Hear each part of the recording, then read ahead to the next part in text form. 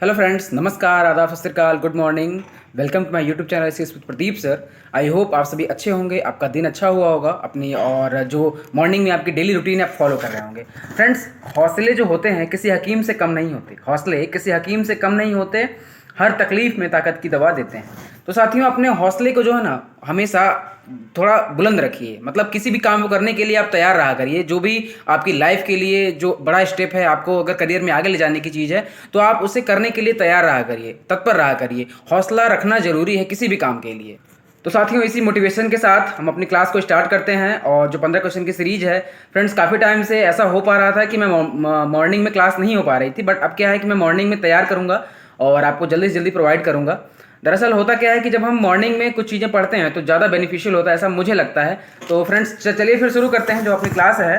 पहला क्वेश्चन है, किस प्रसिद्ध मलयालम उपन्यासकार को एजुथाचन पुरस्कार के लिए चुना गया है? किस प्रसिद्ध मलयालम उपन्यासकार को एदुछाचन पुरस्कार के लिए चुना गया है? तो ये चुना गया है ए सेतु माधवन जी को। ये केरल का सर्वोच्च साहित्य पुरस्कार है, ध्यान रखिएगा। ए सेतु माधवन जी को मिल रहा है इस बार। फ्रेंड्स, हमारा दूसरा क्वेश्चन है, EESL के नए CEO बनाए गए हैं विशाल कपूर जी। तो ये EESL क्या है? Energy efficiency service limited. अब इसी के साथ कुछ और चीज़ें देख लेते हैं। भारत सरकार ने रक्षा सचिव नियुक्त किया है अरमाने गिरधर जी को। ठीक है। नए लेखा महानियंत्रक बने हैं भारती दास जी। अडानी एयरपोर्ट जो है होल्डिंग्स, अडानी एयरपोर्ट्स होल्डिंग्स के CEO बनाए गए अरुण बंसल जी। BCCI के 36वें अध्यक्ष बने हैं रॉजर बिनी। तो सारे पॉइंट्स आप ध्यान रखिएगा। फ्रेंड्स, हमारा तीसरा क्वेश्चन है, किस देश ने सबसे लंबी ट्रेन की संचालन का रिकॉर्ड बनाया है? ये कौन सी ट्रेन है? सबसे लंबी यात्री ट्रेन है, और इसका रिकॉर्ड जो बनाया है ये बनाया है स्विट्जरलैंड ने। 1910 मीटर लंबी ट्रेन है, 100 कोच है इसमें, और 4550 लोगों की क्षमता है। तो ध्यान रखिएगा, सबसे लंबी यात्री ट्रेन के संचालन का रिकॉर्ड किसने बनाया है? स्विट्जरलैंड ने बनाया है। जो हमारा चौथा क्वेश्चन है फ्रेंड्स, वो है, किस राज्य में देश के प्रथम मतदाता श्याम शरण नेगी ने मतदान किया? तो ये हिमाचल प्रदेश में हुआ। ठीक है, और ये वहीं के रहने वाले हैं। पोस्टल बैलेट से मतदान हुआ। ये करीब 106 साल की आयु है इनकी अभी। और बात करें हिमाचल प्रदेश की, तो शिमला राजधानी है, और जो CM है वो है जयराम ठाकुर जी, और जो गवर्नर है वो है राजेंद्र विश्वनाथ अर्लेकर जी। और जो डिस्ट्रिक्ट की बात करें तो हिमाचल में डिस्ट्रिक्ट हैं 12। सारे पॉइंट्स आप ध्यान रखिएगा, और कुछ वहाँ से करंट अफेयर जो है वो ऊपर देख लेते हैं। मिंजर मेला मनाया गया हिमाचल प्रदेश में। राज्यों और केंद्रशासित प्रदेशों के पर्यटन मंत्रियों का राष्ट्रीय सम्मेलन हिमाचल प्रदेश के धर्मशाला में इस बार हो रहा है। CM ने पुलिस की सहायता के लिए सत्यनिष्ठा ऐप लॉन्च किया है। ये कहाँ की जो है राज्य में हुआ है? तो हिमाचल प्रदेश में हुआ है। हिमकैड नाम की योजना शुरू की गई हिमाचल प्रदेश में। धर्म स्वतंत्रता संशोधन विधेयक 2022 पारित किया गया हिमाचल प्रदेश में। भारत अमेरिका संयुक्त सैन्य वज्र प्रहार, ये जो कि डिफेंस एक्सरसाइज है और इंडिया और USA के बीच में होती है, तो ये हिमाचल प्रदेश के बकलोह में किया गया। कहाँ पे? बकलोह में किया गया है। अगला फ्रेंड्स, हमारा जो पांचवा क्वेश्चन है वो है, इंडोनेशिया ने किस देश को G20 धर्म मंच की अध्यक्षता सौंपी है? तो ये सौंपी गई है भारत को, और ये जो धर्म मंच होने वाला G20 का, ये 2023 में दिल्ली में होगा, ध्यान रखिएगा। छठा क्वेश्चन है हमारा, BPCL के चेयरमैन और MD नए बनाए गए हैं, और इनका नाम है VR कृष्ण गुप्ता। अब BPCL Bharat petroleum corporation limited, और इस्टेब्लिश कब किया गया? 1952 में। हेडक्वार्टर कहाँ है? मुंबई में। अब इसी के साथ कुछ और चीज़ें देखते हैं। इंडियन बैंक्स एसोसिएशन के नए अध्यक्ष बने हैं AK गोयल जी। और फिकी FICCI, इसका फुल फॉर्म मुझे कमेंट करके बताइएगा। फिकी के नए अध्यक्ष बने हैं सुब्रकांत पांडा जी।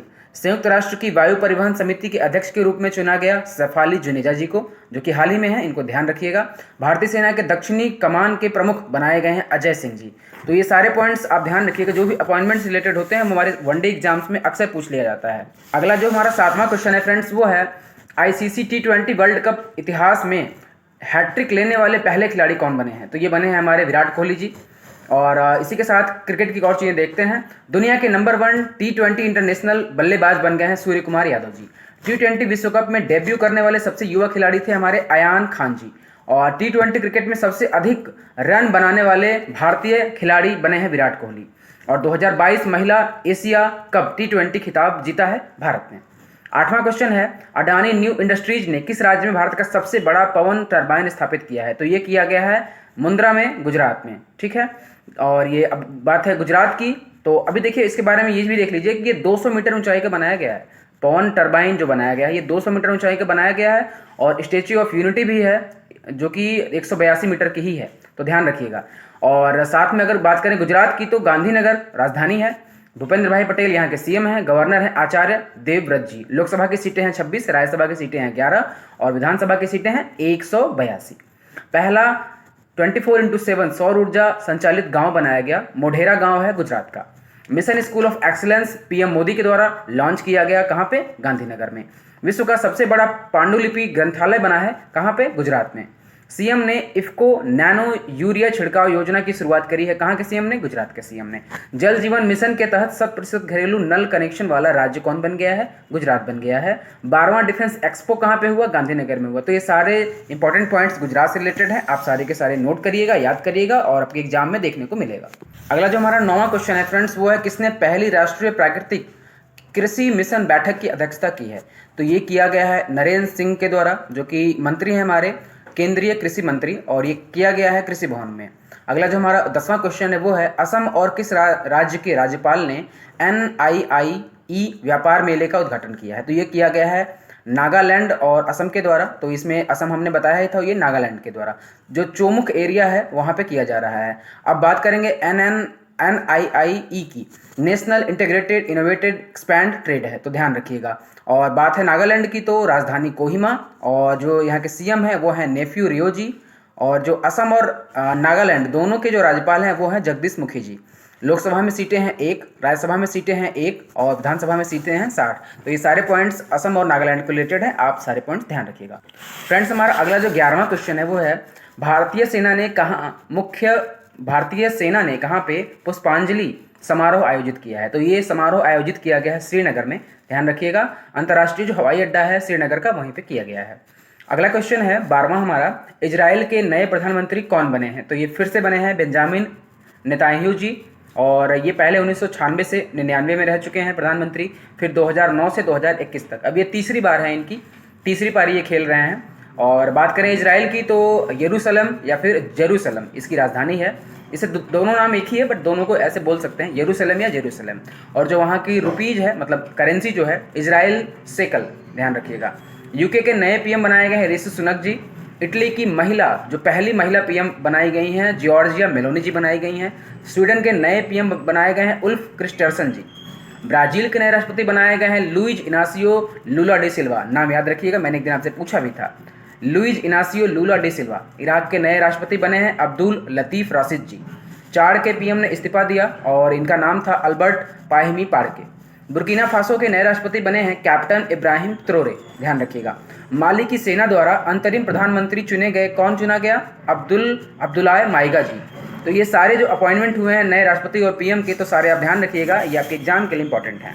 अगला जो हमारा 13वां क्वेश्चन है फ्रेंड्स, वो है कि किसने गंगा उत्सव के 6ठे संस्करण का उद्घाटन किया? तो ये किया गया है जी किशन रेड्डी जी के द्वारा। अब ये हैं कौन? तो ये केंद्रीय मंत्री हैं, और नदियों के महत्व का जश्न मनाने और नदियों के कायाकल्प पर महत्वता एवं जागरूकता फैलाने के लिए ये जश्न मनाया जाता है। और इससे क्या है कि जो पॉल्यूशन जो भी फैल रही है उन चीज़ों पे भी एक तरीके से फोकस करने की बात कही जाती है। अब जो 14वां हमारा क्वेश्चन है वो है कहाँ बाजी राउत राष्ट्रीय फुटबॉल टूर्नामेंट का उद्घाटन हुआ? तो ये हुआ है उड़ीसा में। अब बात उड़ीसा की है तो भुवनेश्वर राजधानी है, नवीन पटनायक यहाँ के सीएम हैं, और गणेशी लाल जी जो हैं वो हैं यहाँ के गवर्नर। उत्कल दिवस या उड़ीसा दिवस मनाया जाता है 1 अप्रैल को, ध्यान रखिएगा 1 अप्रैल को। आपदाओं से निपटने के लिए आपदा प्रबंधन योद्धा तैयार करेगा, कौन? उड़ीसा। संविदा भर्ती को समाप्त किया गया, कहाँ पे? उड़ीसा गवर्नमेंट, उड़ीसा सरकार के द्वारा। बच्चों के लिए पुलिस थानों की घोषणा कौन कर रहा है? बच्चों के लिए अनुकूल पुलिस थानों की घोषणा कौन कर रहा है? उड़ीसा गवर्नमेंट। भारत के पहले एल्युमिनियम फ्रेट रेक का उद्घाटन कहाँ पे किया गया? भुवनेश्वर में। किसानों के लिए पहला कृषि क्रेडिट पोर्टल सफल नाम से लॉन्च किया गया है, कहाँ पे? उड़ीसा में। अब जो उड़ीसा की जो लेजिस्लेटिव असेंबली है और सारी चीज़ें हैं इनको देख लेते हैं। लोकसभा की सीटें हैं यहाँ पे 21, राज्यसभा की सीटें हैं यहाँ पे 10 और विधानसभा की सीटें हैं 147। जो उड़ीसा के जिले हैं वो हैं 30। तो सारे पॉइंट्स जो उड़ीसा से रिलेटेड है वो हमने डिस्कस कर लिया, आप एक बार देख लीजिएगा, जो भी आपको इंपॉर्टेंट लगे आप नोट कर लीजिएगा। फ्रेंड्स अगला और आखिरी जो क्वेश्चन है हमारा वो है तमिलनाडु सरकार ने हर साल कब राजा चोल की जयंती मनाने की घोषणा की है? तो ये किया गया है 3 नवंबर में और तमिलनाडु सरकार के द्वारा किया गया है। तो राजधानी चेन्नई है। और यहाँ के सीएम हैं एम के स्टालिन जी, और जो गवर्नर है वो हैं RN रवि जी। तो ये जो मैं साथ में आपको ये सारे पॉइंट्स बताता हूँ तो कहीं ना कहीं एक तरीके से रिवीजन हो जाता है, तो आप याद रखिए सारी चीज़ों को। और पेगाट्रॉन ने आईफोन का निर्माण शुरू किया है चेन्नई में। गिद्धों के संरक्षण के लिए पैनल का गठन किया गया है तमिलनाडु में। ऑनलाइन जुए को नियंत्रित करने की मंजूरी दी है तमिलनाडु सरकार ने। भारत का पहला स्लेंडर लोरिस अभयारण्य अधिसूचित किया गया तमिलनाडु गवर्नमेंट के द्वारा। अब देखिए कुछ पॉइंट और हैं। मछली उत्पादन में नंबर 1 पे है तमिलनाडु, पूरे इंडिया की बात करें तो ध्यान रखिएगा। खाद्य सुरक्षा सूचकांक में पूरे देश में शीर्ष पर है कौन? तमिलनाडु। सारे पॉइंट ध्यान रखिएगा तमिलनाडु से। तो फ्रेंड्स ये रहे हमारे सारे के सारे 15 क्वेश्चन जो कि इंपॉर्टेंट है आपके एग्जाम के लिए। और जो हम डेली पूछते हैं क्वेश्चन ऑफ द डे, वो हमारा है बच्चों के लिए अनुकूल पुलिस थानों की घोषणा किसने की है? आप कमेंट करके हमें बताइए, हरियाणा, उड़ीसा, MP या आंध्र प्रदेश। तो ये सारे के सारे हमारे जो डेली बेसिस के प्रैक्टिसेज हैं हमने किए, और आई होप आपने इसे देखा होगा सेशन को अच्छे से और समझा होगा, और सारा का सारा आपने नोट भी करा होगा, जो कि आपके लिए एग्जाम के लिए इंपॉर्टेंट है। तो चलते हैं फ्रेंड्स, फिर मिलेंगे अगली वीडियो में।